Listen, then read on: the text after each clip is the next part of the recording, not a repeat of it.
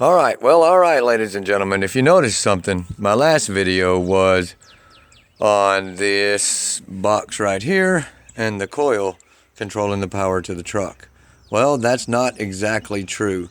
Here's the deal. I got the truck and they rebuilt the motor. Well, the motor really was not rebuilt. I know, don't make fun of me about my cables everywhere. They're just for trying. I just put all this crap on and I'll show you in a minute how it runs.